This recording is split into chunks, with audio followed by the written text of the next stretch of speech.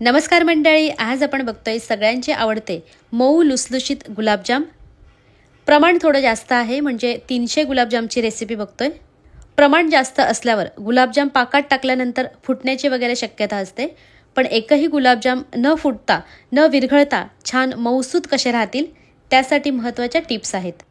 एवढे गुलाबजाम आम्ही कशासाठी बनवले ते सुद्धा शेवटी दाखवलंय, त्यामुळे व्हिडिओ शेवटपर्यंत बघा. तर आज आपण प्रीमिक्सचे गुलाबजाम बघतोय. त्यासाठी 500 ग्रॅम गिट्सचं प्रीमिक्स घेतलंय, ज्यात 100 गुलाबजाम होतात. 300 गुलाबजामसाठी 3 पॅकेट घेऊया. सुरुवातीला 2 पॅकेट कापून मिक्स करूया, म्हणजे व्यवस्थित मिक्स करता यावं ह्यासाठी 2 पॅकेट आधी घेते आणि 1 पॅकेट वेगळं करेन. भांडं थोडंसं मोठंच घ्यायचं, कारण हे खूप जास्त वेळ मळून ठेवलं तर जरा घट्ट होत जातं, त्यामुळे गुलाबजामला क्रॅक्स येण्याची शक्यता असते. म्हणून आधी हे गुलाबजाम करून घेऊ, त्यानंतर मग दुसऱ्या पॅकेटचं बघू. आपल्याला इथे दूध, पाणी आणि साखरेचं प्रमाण पॅकेटवर लिहिलंय त्याच प्रमाणात घ्यायचंय, म्हणजे चुकणार नाही. इथे लिहिलंय बघा, 500 ग्रॅमच्या एका पॅकेटसाठी 250 ते 300 ml दूध किंवा पाणी घेऊ शकता. सगळ्यांच्याच घरात काय मापाची भांडी नसतात, तर आपला हा जो पाणी प्यायचा ग्लास असतो त्यात साधारण 250 ml दूध बसतं. ग्लासची साईज पण छोटी मोठी असू शकते, तर ते बघून घ्या. आपण दूध आणि पाणी दोन्ही समप्रमाणात वापरणार आहोत. अर्ध दूध आणि अर्ध पाणी घेतलंय. दूध न घेता संपूर्णपणे पाणी घेतलं तरी चालेल, पण थोडंसं दूध घातल्याने गुलाबजाम चवीला अजून छान लागतात. आपण 2 पॅकेटच्या हिशोबाने 2 ग्लास दूध आणि पाणी घेणार आहोत, म्हणजे 1 ग्लास दूध आणि 1 ग्लास पाणी. थोडं थोडं दूध पाणी घालून मऊ पीठ भिजवून घेते. महत्त्वाचं म्हणजे हे पीठ खूप जास्त घट्ट मळायचं नाही, नरम झालं पाहिजे. सुरुवातीला ना हे पटकन मिक्स होत नाही, म्हणजे लगेच गोळा होत नाही. असं चिकट झाल्यासारखं वाटतंय, असं वाटतं बिघडलंय की काय, पण 3-4 मिनिटात बरोबर गोळा होतो.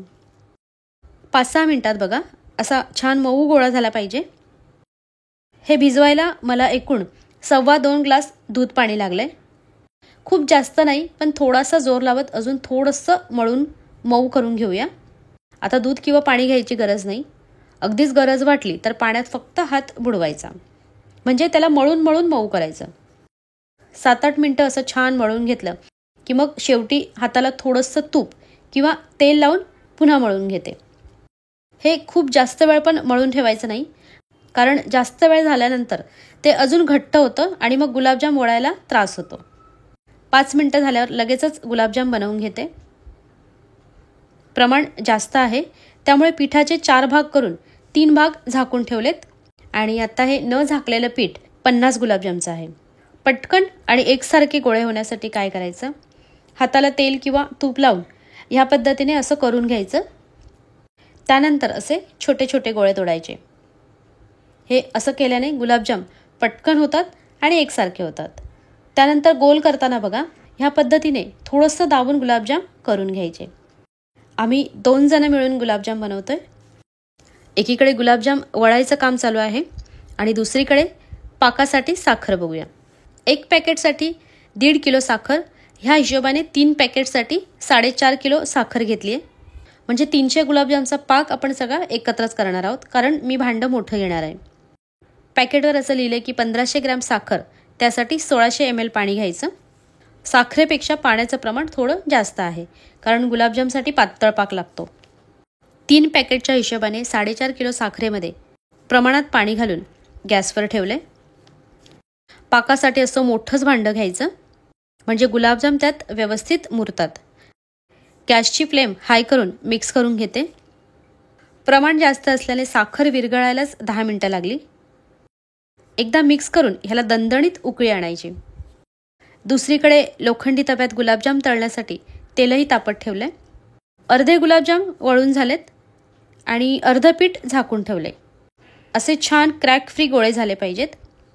तेल मध्यम गरम करून घ्यायचं. पिठाचा छोटासा गोळा तेलात टाकला की तो अलगदपणे वर आला पाहिजे. आता गुलाबजाम गरम तेलात सोडूया. सुरुवातीला गॅस एकदम कमी ठेवायचा आणि अलगदपणे मिक्स करायचं.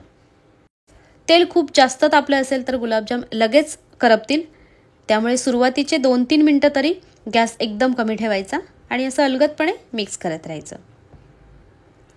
3 मिनिटानंतर असे थोडेसे कडक वाटायला लागले की मग गॅस मिडियम करू शकता.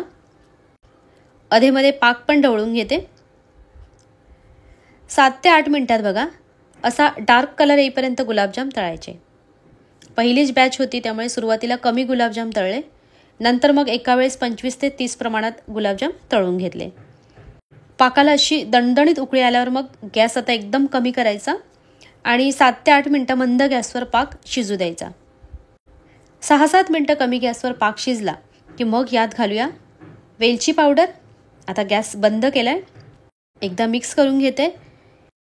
गुलाबजामचा पाक खूप घट्ट नसतो, असा पातळसरच ठेवायचा, तेव्हाच गुलाबजाम व्यवस्थित होतात. साखरेचं आणि पाण्याचं प्रमाण पॅकेटवर बघूनच घेतलं की मग व्यवस्थित होतात, कारण पाक कमी पडला तर गुलाबजाम व्यवस्थित फुलणार नाहीत. 300 गुलाबजामसाठी आपला पाक तयार आहे. यावर झाकण देऊन ठेवायचं म्हणजे गरम राहील. राहिलेल्या प्रीमिक्सचं पॅकेट फोडून पीठ मळून त्याचेही गुलाबजाम एक साईडला वळायचं काम चालू आहे आणि दुसरीकडे तळायचं काम. एकही गुलाबजामला क्रॅक्स आले नाहीत. जर एकदम लाईट कलरवर गुलाबजाम तळले तर गुलाबजाम पाकात विरघळतील, त्यामुळे असे छान डार्क कलर येईपर्यंत तळायचे. साधारण 100 ते 120 गुलाबजाम तळून झालेत. हे बघा वरून असे जरा कडक झाले पाहिजेत. पाक बघूया तर खूप गरम आहे. वेलची तळाला जाऊन बसले. मिक्स करून घेते. पाक भरपूर गरम आहे पण उकळतं नाही आहे.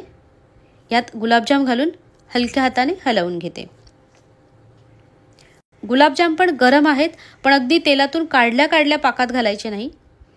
थोडीशी वाफ जाऊ द्यायची, नंतर पाकात घालायचे, कारण आपल्याला हे गुलाबजाम दुसऱ्या दिवशी द्यायचे आहेत. अर्ध्या तासानंतर बघा थोडेसे फुललेत. जे वर आलेत ते असे अलगदपणे पाकात ढकलायचे. दुसरे गुलाबजाम पण तळून झालेत. आता हे फुललेले गुलाबजाम दुसऱ्या भांड्यात काढून घेते. हे अजून फुलणार आहेत, पण ह्या गुलाबजामने बऱ्यापैकी पाक शोषून घेतलाय. आपलं प्रमाण जास्त आहे म्हणून हे गुलाबजाम काढून घेते. कमी प्रमाणात असेल तर पाकातून काढायची गरज नाही. त्यानंतर पाक थोडासा कोमट झाल्याने 5-6 मिनिटं पाक पुन्हा गरम करून घेतला आणि आता उरलेले गुलाबजाम पण यात घालून घेते आणि 15 मिनिटं तरी झाकून ठेवते. 15-20 मिनिटानंतर आता आधीचे गुलाबजाम ह्यात घालून मिक्स करते, म्हणजे सकाळपर्यंत सगळे गुलाबजाम एकसारखे फुलतील. 8 ते 10 तासानंतर बघा सगळे गुलाबजाम मस्त फुललेत. चमच्याने तोडून बघूया. समजलंच असेल की गुलाबजाम किती सॉफ्ट झालेत पण विरघळले नाहीत. एवढे गुलाबजाम काय आपण घरी खाण्यासाठी बनवत नाही, त्यामुळे कोणाला जर कमी प्रमाणात परफेक्ट गुलाबजामची रेसिपी बघायची असेल किंवा ह्याच्यापेक्षाही जास्त गुलाबजाम कसे बनवायचे हे बघायचं असेल तर मला तसं कमेंटमध्ये सांगा, म्हणजे मी 40 ते 50 गुलाबजामची रेसिपी पण दाखवेन. आता महत्त्वाचं, एवढे गुलाबजाम आम्ही कशासाठी बनवले तर आमच्या शेजारच्या गावात गणपतीनिमित्त काल्याचं कीर्तन होतं. तिथे भरपूर प्रमाणात जेवण बनवतात. दरवर्षीच हा कार्यक्रम असतो. तिथे प्रसाद म्हणून देण्यासाठी आम्ही हे गुलाबजाम बनवलेले. गुलाबजामची रेसिपी कशी वाटली हे कमेंटद्वारे नक्की कळवा. आवडल्यास लाईक आणि शेअरसुद्धा करा. नमस्कार.